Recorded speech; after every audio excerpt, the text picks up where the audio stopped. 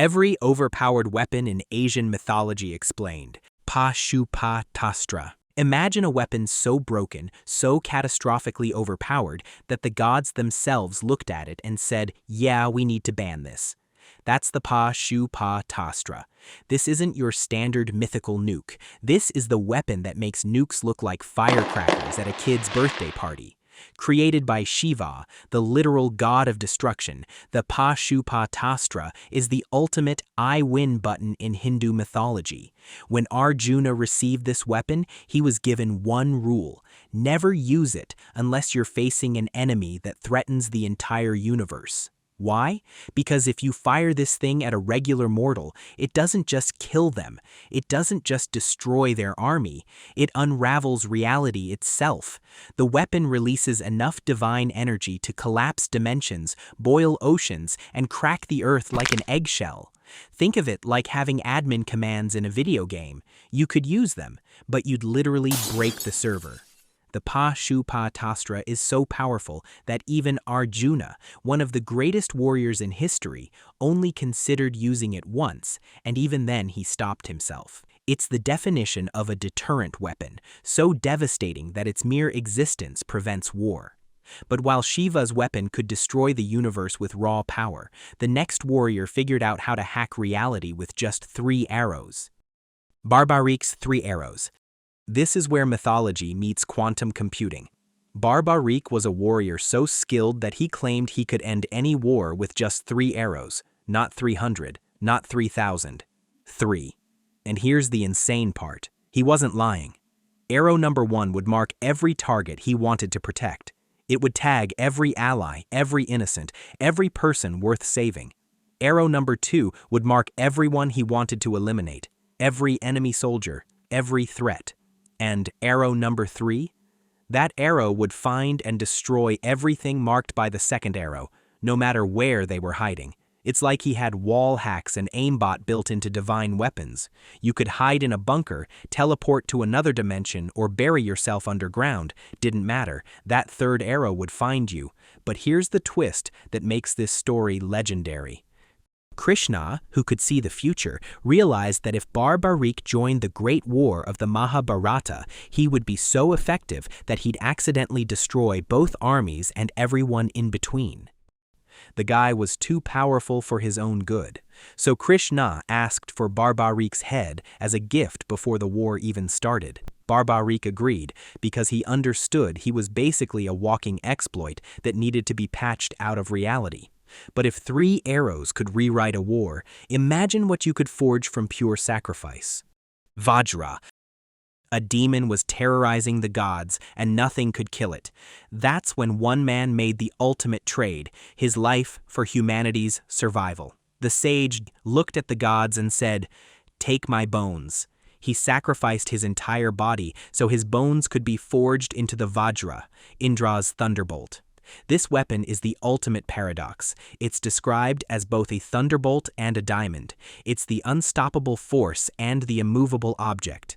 When Indra throws the Vajra, it doesn't just hit hard, it hits with the concentrated force of storms, the weight of mountains, and the indestructibility of diamonds.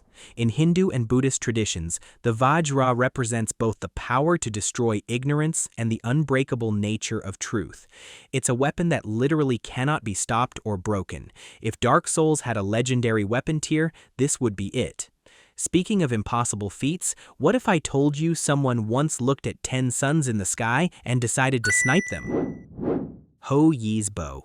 Picture this. You wake up one morning and there are 10 suns in the sky. Not a typo. 10. The earth is cooking like a rotisserie chicken, rivers are evaporating, crops are ash, and humanity is about to go extinct from the ultimate heat wave. This actually happened in Chinese mythology, and there was only one man who could fix it.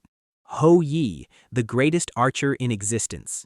This man looked at 10 celestial objects millions of miles away, burning with nuclear fusion, and said, "I'm going to snipe those." And then he did. One by one, Hou Yi shot 9 suns out of the sky. The math on this is absurd. The precision, the power, the sheer audacity. It's like hitting a hole-in-one from another continent while riding a roller coaster. Each sun, when struck, transformed into a three-legged crow and fell to earth. Hou Yi left one sun in the sky because, we still need daylight. His bow represents the perfect weapon. Not the flashiest, not the biggest, but the one wielded with impossible skill. When your accuracy stat is literally infinite, you don't need magic. But accuracy means nothing if you can't match it with raw, terrifying power. Louis Bu's Sky Piercer. Among men, Louis Bu; among horses, red hair. If you've ever played Dynasty Warriors, you know this name already. Louis Bu wasn't just a warrior.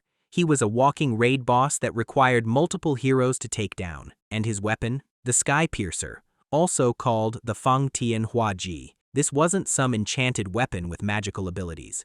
This was pure, concentrated violence made manifest. The Sky Piercer was a halberd with a blade so large and heavy that only Louis Bu could wield it effectively. We're talking about a man so physically dominant that armies would retreat just seeing him on the battlefield. In Romance of the Three Kingdoms, it took the three greatest warriors of the era, Liu Bei, Guan Yu, and Zhang Fei, fighting together just to match him. That's a 3-versus-1 boss fight in real history turned legend. The Sky Piercer didn't pierce the sky because of magic. It got its name because when Louis Bu swung it, it looked like he was tearing holes in the heavens themselves. Sometimes, the most overpowered weapon is just peak physical stats with max-level equipment. But if brute force is one extreme, the next warrior represents pure chaos. Nezha's fire-tipped spear, Huojian Qiang. Now we need to talk about Nezha, the boy god who decided that following the rules was optional. His weapon is the fire-tipped spear, and it's exactly what it sounds like, a spear that's perpetually on fire. Nezha is chaos incarnate. He killed a Dragon King's son, fought the Dragon Kings themselves, and generally caused so much trouble that the heavens didn't know what to do with him. The fire-tipped spear matches his energy perfectly. It never stops burning. You can't extinguish it, you can't block it, and you definitely can't catch him because he's also riding on the windfire wheels. In terms of power scaling, Nezha represents speed and aggression turned up to maximum.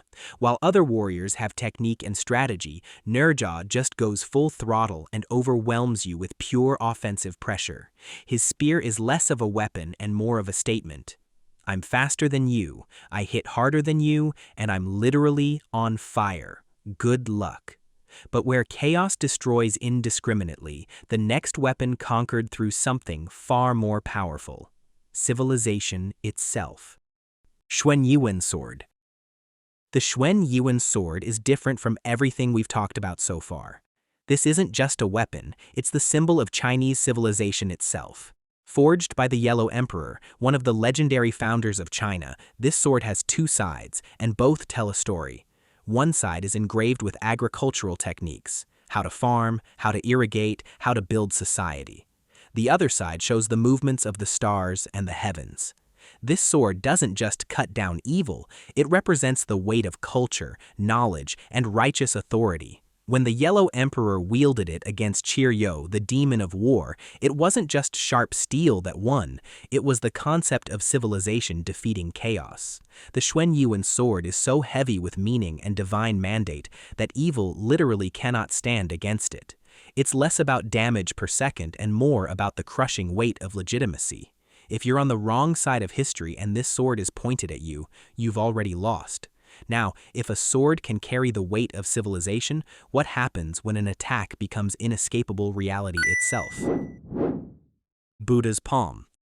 Okay, we need to address the technique that broke the Monkey King. Buddha's palm isn't technically a weapon, it's a cosmic reality check. Soon, Wukong, the guy who ate the peaches of immortality, learned every martial art, could clone himself 72 times, and basically became unkillable, thought he could escape anything. Buddha made a bet: if you can jump out of my palm, you win. Wukong took the bet, did a somersault that covered 108,000 miles in a single bound, saw 5 pillars at the edge of the world, tagged them with graffiti to prove he'd been there, and jumped back. But here's the thing, Those pillars? They were Buddha's fingers. The palm is inescapable because it's not a physical attack, it's a fundamental truth about the universe. You cannot escape the consequences of your actions. You cannot outrun enlightenment. It's like the one weapon every adult still fears. An Asian mother's slipper. Doesn't matter how fast you are, doesn't matter where you hide, that slipper is locked onto your location with divine precision, and you're getting hit. You know it's coming. She knows it's coming. The universe knows it's coming. Buddha trapped Wukong under a mountain for 500 years with this move.